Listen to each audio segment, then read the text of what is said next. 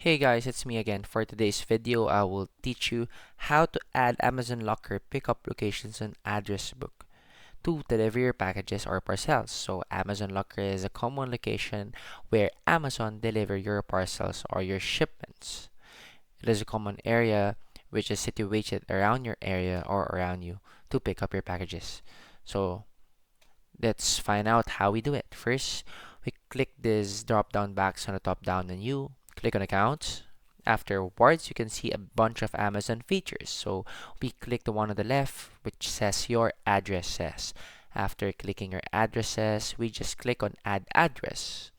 So whether or not here we can find an option, no need to fill up this complete address since it will not be delivered to your place. Just click find an Amazon pickup location near you.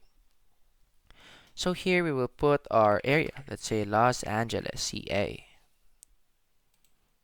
So we click. So here we can see a lot of Amazon lockers around the area.